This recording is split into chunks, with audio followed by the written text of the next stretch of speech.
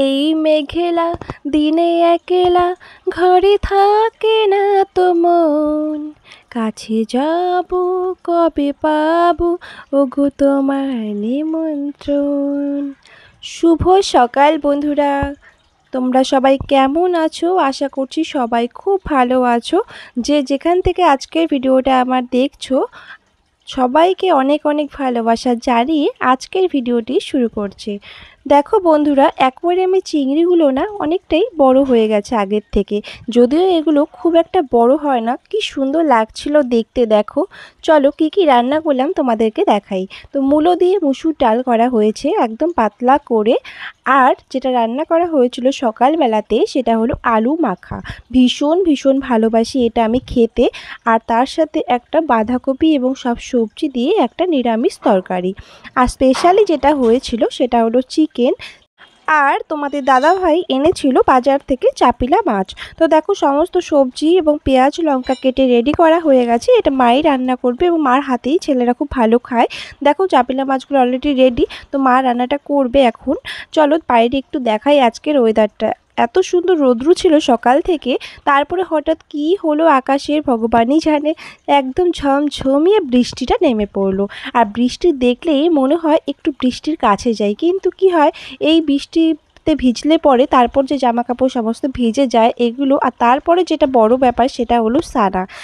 আমার কিন্তু বৃষ্টিতে ভিজতে ভীষণ ভালো লাগে। ছোটোবেলাতে অনেক বৃষ্টিতে ভিজেছি ইচ্ছে করে, আর অনেক বকাও খেয়েছি মায়েদের কাছে। তো এই দেখো, ওমসোনা কিন্তু ওর বম্মার সাথে একটু বৃষ্টিতে ভিজেই নিল। আমারও খুব ইচ্ছে হলো হাতটা বাড়িয়ে বৃষ্টির কাছে যেতে, তাই জন্য একটু আমিও হাতটা কাছে দিয়ে বৃষ্টিতে হাতটা ভিজিয়ে নিলাম। ভীষণ ভালো লাগছিল, মনে হচ্ছিলো ভিজি, কিন্তু সানা, আমি যদি ভিজে যাই তাহলে সানাও আমাকে ছাড়বে না, ও ভিজতে শুরু করে দেবে। আরে আমার সোনা পাপার হাতে কি এটা দেখি? উরে বাবা, দিদির খেলনা নিয়েছো তুমি? তুমি দিদির খেলনা নিয়েছো? দিদি কিন্তু তোমাকে বকু বকু দিবে বাবা। এটা নাও, এই যে এটা খেলো। কি সুন্দর মানি তোমাকে খেলনা দিয়েছে বাবা। এই যে একটা ঝুনঝুনি, এই যে একটা ঝুনঝুনি, এগুলো খেলো বাবা। তুমি দিদির খেলনা নিয়েছো, দিদি তো বকু দিবে বাবা।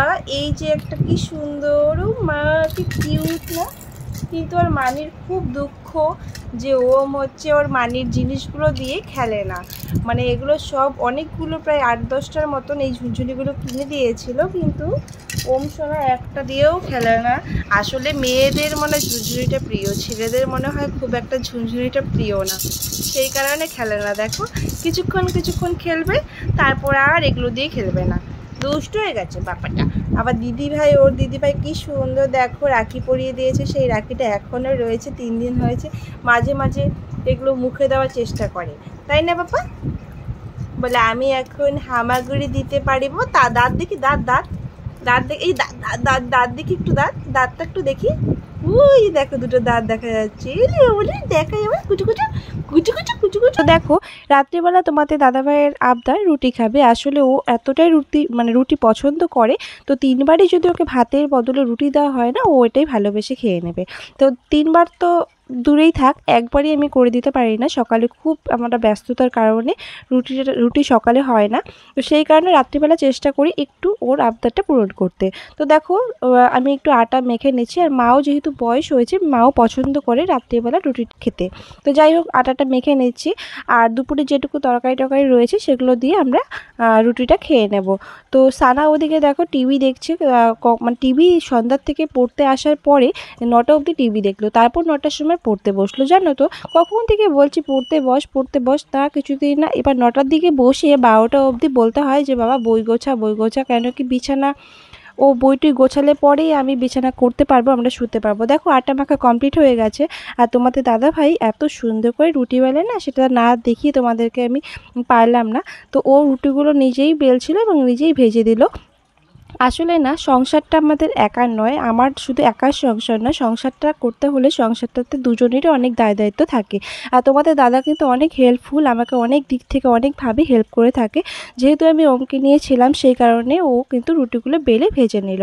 আর এত সুন্দর করে রুটি বেলে না মেয়েরাও, মানে আমিও হয়তো এত ভালো সুন্দর করে রুটি বেলে ভাজতে পারবো না, জানো তো? তো সেজন্য তোমাদের সাথে শেয়ার করে নিলাম। দেখো তোমাদের দাদাভাই অনেক কিছুতে আমাকে হেল্প করে দেয় এবং কোথাও গেলে খুব কেয়ারফুলি কী জিনিস নিলাম না নিলাম না নিলাম সেগুলো খুব ভালো করে খেয়াল করে, জানো তো? তো দেখো ও কিন্তু রুটিগুলো বেলে নিচ্ছে, তারপরে ভাজলে পরে সানাকে প্রথমেই খেতে দিয়ে দেবো। তো ভাজা হয়ে গেছে, সানাকে প্রথমে দিয়ে দিই। আজকে যেহেতু চিকেন হয়েছে তো সানাও কিন্তু রুটি খেতে একদমই পছন্দ করতো না, তো এখন কিন্তু রুটি দিয়ে মাংস দিয়ে খেতে মানে ভালোই বাসে। তো দেখো এদিকে রুটিগুলো ভাজা এখনও কমপ্লিট হয়নি, আরও 2-3টে হলে পরে মাকেও দিয়ে দেবো। তো একটা কথা কি বলো তো, সংসারে দুজনেরই দায়-দায়িত্ব থাকে। দুজনের ফলেই চেষ্টা এবং পরিশ্রমের ফলে কিন্তু সংসারটা আরও সুন্দর হয়, আরও সাজানো গোছানো হয়।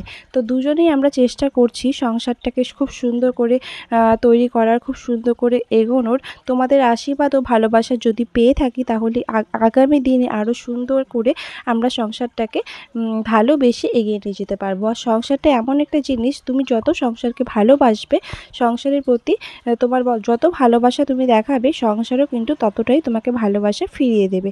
দেখো খাওয়া দাওয়া তো হয়ে গেছে, এবার সানার এখনও খাওয়া দাওয়া কমপ্লিট হয়নি। তো খাওয়া দাওয়ার পরে প্রচুর বাসন হয়, তো সেগুলো জমে থাকলে আবার সকালবেলা তো মাজতেই হয়। তো কিছু কিছু বাসন আমি রেখেও দিয়েছিলাম। তো আমি যেগুলো এখানে ছিল আমি আর তোমার দাদাভাই খেলাম সেগুলো সমস্ত মেজে নিচ্ছি। মেজে নেওয়ার পরে আবার অনেক কাজ রয়েছে, সেগুলো তোমাদের সাথে শেয়ার করব আজকে। আমাদের ঘুমোতে না মানে ওই 12টার দিকে আমি ঘরে যাই, তারপর বিছানা টিছানা হতে হতে 12:30 আর এত দেরি করে ঘুমায়, মানে প্রায় 1টাই বেজে যায় আমাদের। দেখো আমার হাতে একটা রাখি ঝুলছে, কালকে না রিক আমাকে এই রাখিটা পরিয়ে দিয়েছিল।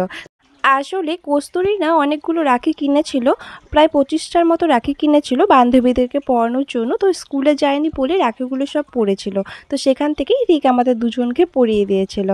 আর এই রাখিটা দেখে না আমারও ছোটোবেলার কথা খুব মনে পড়ে গেল, জানো তো? ছোটোবেলায় আমরা তো খুব একটা দামি দামি রাখি কিনতে পারতাম না, তার জন্য কিন্তু 2-1টা দামি যদিও কিনতে পারতাম, বাকি কিন্তু সবই এই ছোট ছোট রাখিগুলোই কিনতাম আর এইগুলোই সবাইকে পরাতাম। তো খুব সেই দিনগুলোর কথা না মনে পড়ে যায়। আর এগুলো তখন দাম ছিল কত বলো তো? এগুলো দাম ছিল ওই 4 আনা মতো, মানে 1 টাকার তোমরা 4টে করে পাবে। এগুলোই আবার একটু বড় সাইজ থাকতো, 50 পয়সা করে এরকমভাবে আমরা কিনতাম। আর এখন তো এগুলোর দামই হয়ে গেছে ওই 3 টাকা বা 4 টাকা এরকম করে দাম এখানে, মানে আমি যেখানে থাকি সেখানে। তো দেখো তোমাদের সঙ্গে কাজ করতে করতে কিন্তু আমার অনেকগুলো বাসন মাজা হয়ে গেল। আর হচ্ছে এই কিছু বাসন রেখে দিয়েছিলাম, মানে হাঁড়ি যেগুলো রাত্রিবেলা মাজতে হয় না সেগুলো মনে করে সকালবেলায় মেজে নেব। বাসন মাজার শেষে না আমি বেসিনটাও ভালো করে একটু মেজে পরিষ্কার করে নিলাম।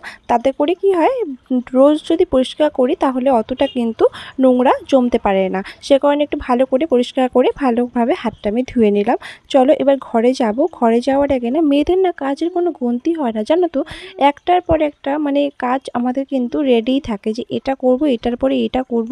তো এভাবেই কিন্তু কাজগুলোকে করতে হয়। আর এখন এত সমস্যা হয়ে গেছে আমার, দেখো ঘরে এসে দেখি ও এখনও বই খাতা গোছানো কমপ্লিট হয়নি আর খাওয়া কমপ্লিট হয়নি। তো বই খাতা ওর বাবাই গুছিয়ে দিচ্ছে।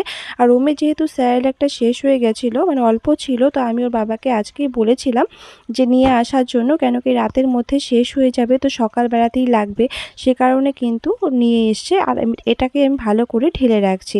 আর এদিকে ওম সোনার কিন্তু একটু একটু ঘুম পেয়ে গেছে, তো যতক্ষণ আমি বিছানায় না যাব না ওম সোনাও কিন্তু ততক্ষণ পর্যন্ত ঘুমও করবে না। আর তোমাদেরকে একটা ভালো খবর দিই, ওম সোনার কিন্তু অলরেডি 2টো দাঁত উঠে গেছে। আর দাঁত দুটো তো খুব ধার, যেহেতু নতুন দাঁত উঠেছে, তো যে কেউ যদি হাত দেয় ওর মুখের মধ্যে আঙ্গুলটা একটু দেয় না, খুব জোরে কিন্তু কামড় দিয়ে দেয়। দেখো আমার একটু ঢালা হয়ে গেল, এরপরে আমি একটু জায়গাটা পরিষ্কার করে নিচ্ছি। আসলে সানা না এই যেখানে যখন আসবে সেভাবেই জিনিসগুলোকে রেখে দেয়, চিরুনি, গার্ডার। তো দেখো নিচে যেখানে জলের বোতল, ওমের খাবার কৌটো সেগুলো রাখি, এই জায়গাটাও একটু পরিষ্কার করে নিলাম। এখানে তোমাদের দাদাভাইয়ের ব্যাগ এবং সানার ব্যাগটাও থাকে, তো জায়গাটা একটু ভালো করে ওয়াইপস দিয়ে মুছে নিয়ে তারপরে আমি এই জায়গাটাকে ভালো করে পরিষ্কার করে নিলাম। কেন কি যখন তোমাদের দাদাভাই থাকে তখন একটু কাজের সময় পাই, তো সেই কাজগুলো চেষ্টা করি তখনই করে নেবার, কেন কি কাল পরের দিন আবার সে তখন ঠিক মতন সময় পাবো কি না সেগুলো বলতে পারছি না। তো সে যখন আমি একটু সময় পেয়ে নিই, যদি কেউ সামনে থাকে বা ওমকে ধরে ততক্ষণ কিন্তু সেই কাজগুলো করে নেবার চেষ্টা করি। দেখো ভালোভাবে মোছা হয়ে গেছে, এবার এক এক করে কিন্তু আমি সমস্ত জলের বোতল, ওমের খাবারের কৌটো এবং কিন্তু সমস্ত যেগুলো রাখার জিনিস ছিল এখানে সেগুলো কিন্তু সব রেখে দিলাম। ওর তাল মিছরির কৌটো এগুলো ভালো করে মুছে নিয়ে রেডি করে নিলাম। তো চলো এরপর তোমাদের সাথে যেটা শেয়ার করব তোমরা দেখতে থাকো। আর তোমাদের আমার ব্লগ কেমন লাগছে অবশ্যই কিন্তু তোমরা কমেন্টসের মাধ্যমে জানাতে পারো, একটা লাইক করতে পারো, এবং তোমাদের মূল্যবান কমেন্টস আমার কাছে কিন্তু অনেক বেশি গুরুত্বপূর্ণ। তো চলো ওম সোনা দেখি কি করছে এবং তোমাদের সাথে শেয়ার করি। এই যে বাবা, আমার ওম সোনা কোথায়? এখন বাজে রাত্রি 12:10। তুমি কখন ঘুমো করবে সোনা? ঘুমো নেই তোমার? ঘুমো নেই? চলো আমরা ঘুমো করি। সবাইকে বলে দাও good night. Good night, tata.